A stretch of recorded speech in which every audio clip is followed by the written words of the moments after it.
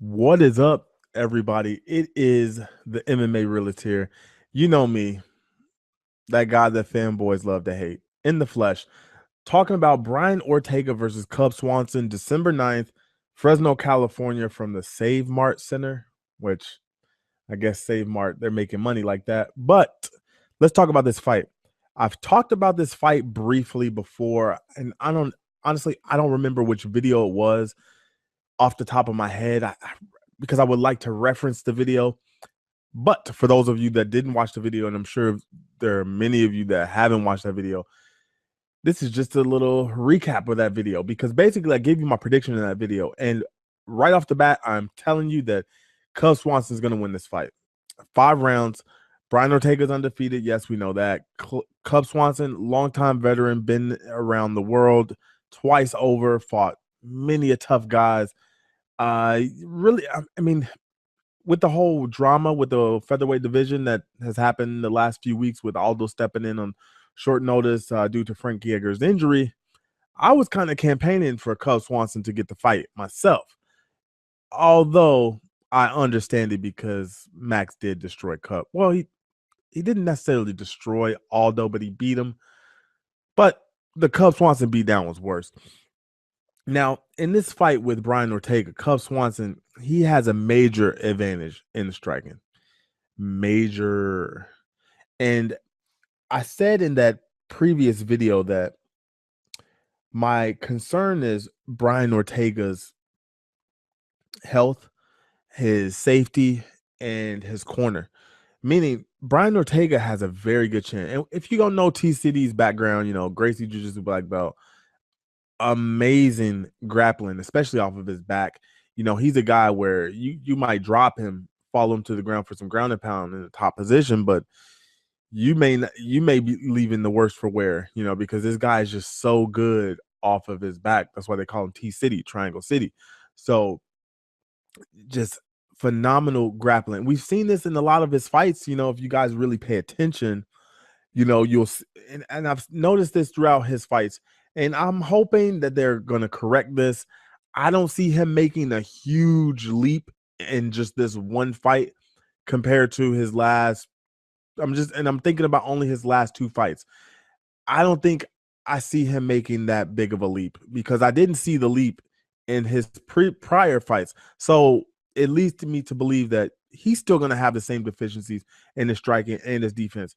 And that's the biggest problem for me, is why I worry about Brian Ortega. He's a young guy. I don't know why. And sometimes, you know, fighters have to be saved from themselves. Fighters, if you guys don't realize this, fighters are very delusional.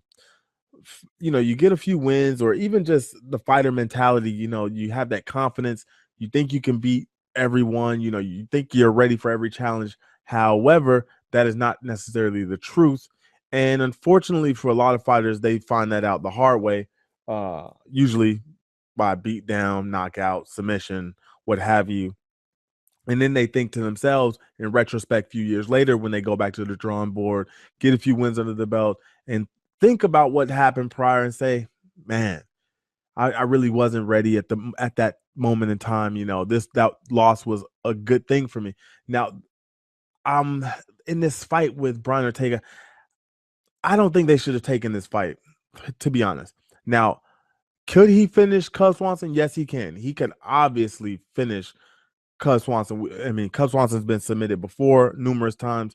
So why can't Brian Ortega submit Cub Swanson, right? But Cub Swanson has really good takedown defense. His offensive wrestling is not that bad. Brian Ortega's takedowns aren't that great. I'm just gonna be honest. I don't think it's enough to get Cub Swanson down. Cub Swanson's a dog. I mean, he's gone 5 rounds plenty of times before. I don't think Brian Ortega has gone 5 rounds.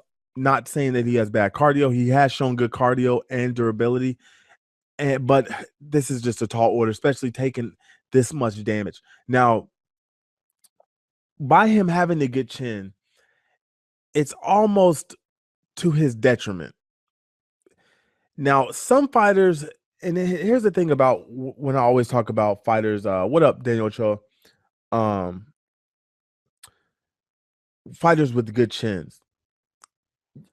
you don't want to use your good chin as a backup plan. That shouldn't be your go-to in the striking is, hey, if my striking is not working, hey, I'll just catch all these punches on the jaw and then walk forward and hope to land one.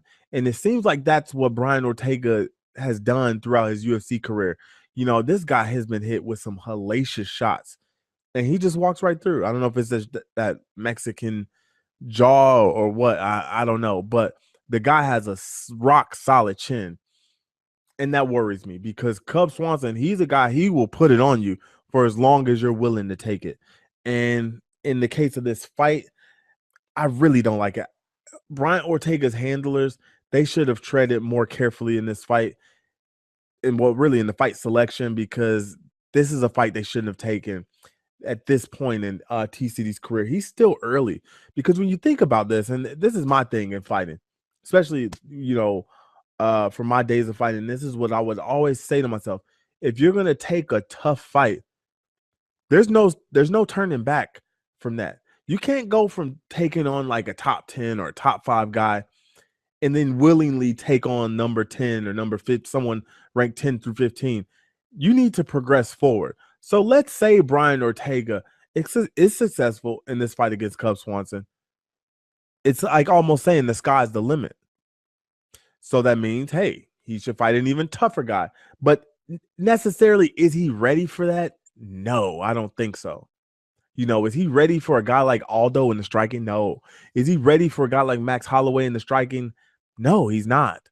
Now, does he check the box in the grappling against any guy in the featherweight division? Hell yeah. Hell yeah, of course. But I just don't like this, man. I'm really concerned.